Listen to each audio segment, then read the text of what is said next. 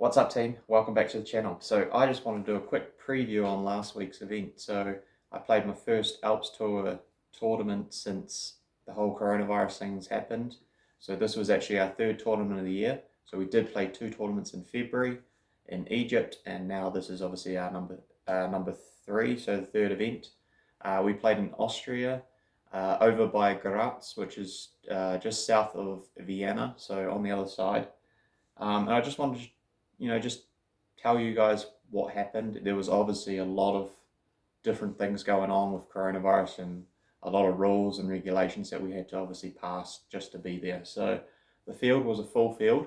There's 144 players from 16 different countries. So a lot of guys have come from different places. So I did have a travel buddy from England. He had to get a test before he actually flew to Austria. But for myself, I was lucky enough, I was coming from Switzerland.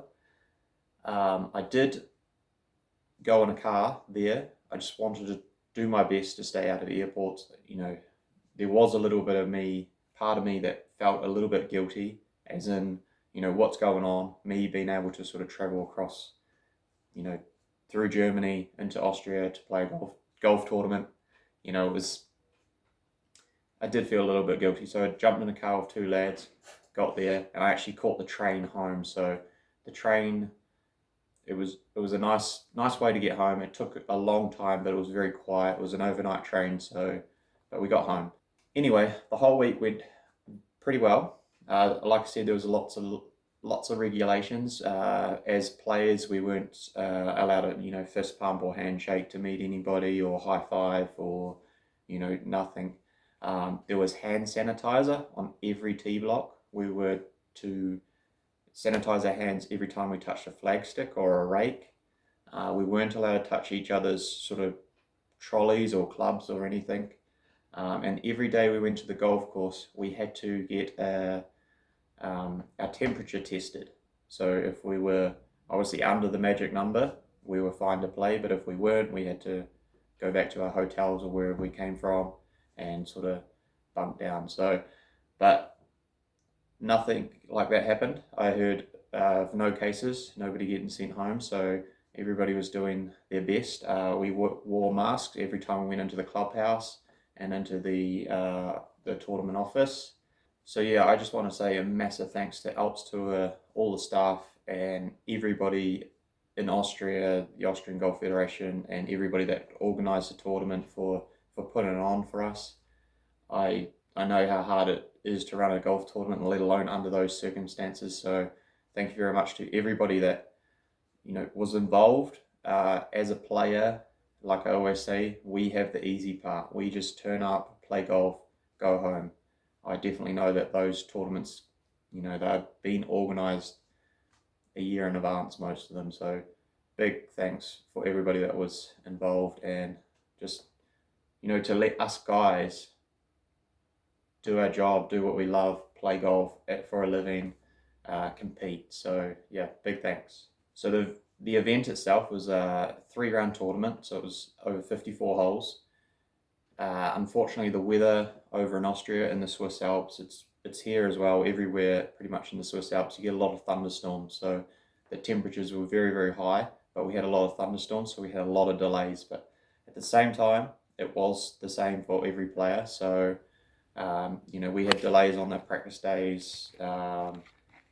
We were fine on day one because I played in the morning, but the boys in the afternoon, they couldn't finish the round. So day two for me, I actually ended up teeing off at 5:22 p.m. and we got 10 holes in. We were on the 11th hole when the darkness siren went off, so I had to come back on the final day, which was Saturday, finish off my second round, and we were sort of unsure if we were going to play the third round. We finally got a message saying it's a shotgun start, so I had to tee off number 3 at 11:15 to play my next 18 holes, my final 18 holes. And to be honest, I felt like potentially I fell over a little bit, so I think I made 3 bogeys in my last six holes of the event. Just maybe fatigue, tiredness, but like I said, it was the same for everybody.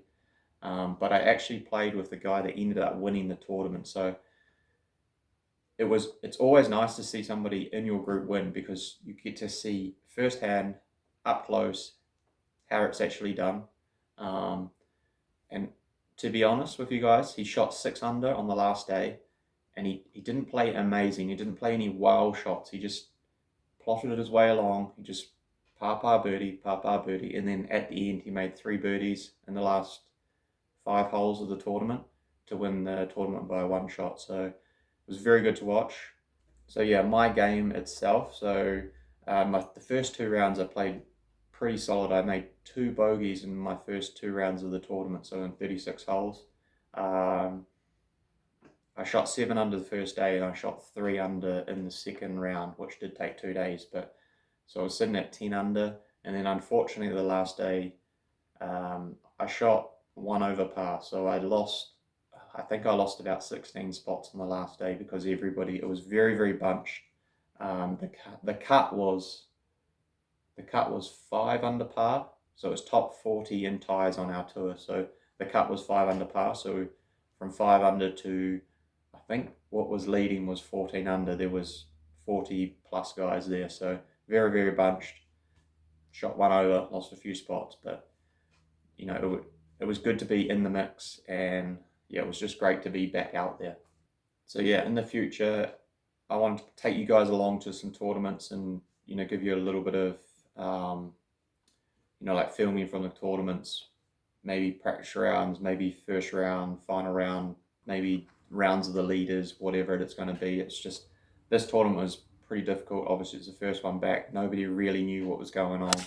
There was a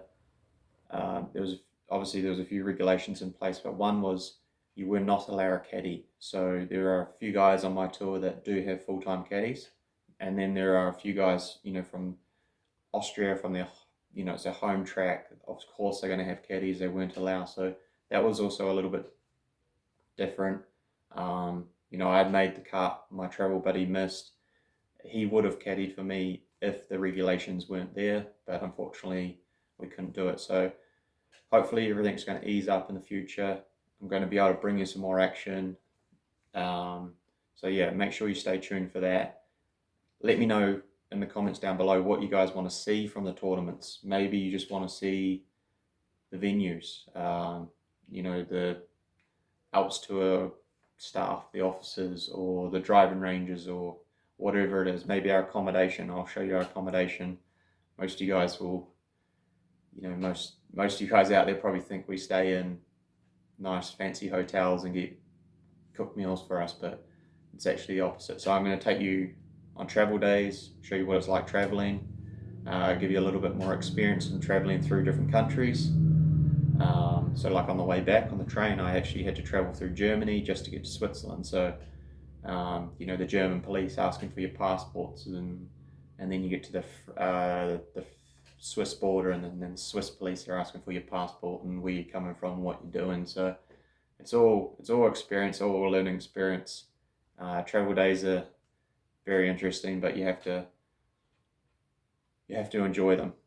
And one of the cool things of this event was we had no scorecards, which I potentially think this could be a way of the future. So as players, we all had to have our phones, and we all had to have obviously internet on them, so we could put our scores in as we played the holes. So it was just like a scorecard. Instead of writing on a piece of paper, you'll put it in your phone. So your score as a marker, and then whoever's scorecard you're recording, whatever player you are. So, and then this acted like live scoring. So the scores went straight onto the internet.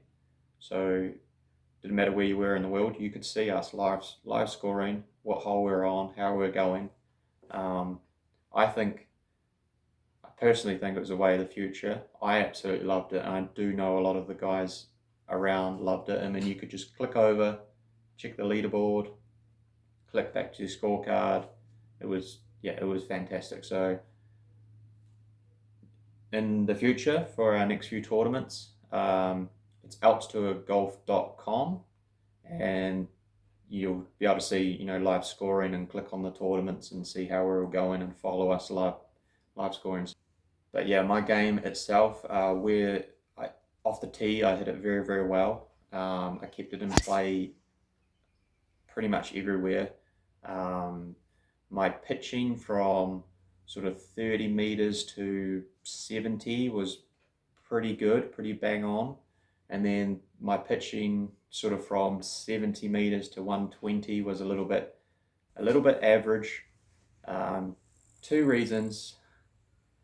The greens, obviously because it had been raining, they were very, very spinny, and with the grain, so I was sort of landing it on the wrong spot, and it was spinning to say 25 feet, which is, 25 footer is not something you're going to hole every day. So, and then the other reason was because I was trying to, from 120, I'd normally hit like a nice soft pitching wedge. I'd change it to trying to hit a nice soft 9-iron to take off less spin. So it was sort of a shot that I don't really practice, but there's a few back pins. If you land it at the back, it's going to spin back, towards the middle of the green, and you've got 25, 30 feet. So to keep it up by the pin, you had to hit something low, less spin to stay up there, or else you had to bring in the back of the green and play. And most of the back of the greens you don't want to go over top of. So sometimes I just had to take my medicine and land it by the pin and spin it, take my chances from 25 feet. But yeah, so I'm definitely going to be working on those. But in saying that, the greens were very, very soft. You don't get them that soft that often. So very, very happy where my golf was. So yeah, I'm obviously absolutely buzzing and looking forward to the next event. The next event is in, I think, about 2 weeks in the north of Italy, in Trevinia. This golf course, I played there 3 years in a row. I think it's about 2,000 meters above sea level, so the ball goes a lot further than normal. But in saying that, I am sitting outside the top 140 on the entry list, so I'm probably going to need a tournament invite. So fingers crossed. I'm going to send a couple emails away and see if I can get in. If I can't, then I'm just going to have to hang on and maybe get into the 2 weeks after that, which is in France and Metz. So crazy times over here. It was absolutely fantastic to get back out there on the course. It was nice to actually see, my lockdown work, the stuff that I worked on. I did work very, very hard. Like most of you guys know, I did have a very, very bad bicycle accident, which, gave me a lot of trouble with my shoulder and my left hand. I'm still struggling a little bit with my left hand, but the work I've done on the golf course and off the golf course, like back in the gym, it was great to see, it all sort of coming back together. So like I said, I'm just buzzing and excited. I just want to get back on the course and play another event. In the future, I'm going to try and bring you some more content from the golf tournaments. This one, I don't know if you've seen, but we did do a collaboration with 2 other YouTube guys, so my 2 travel buddies.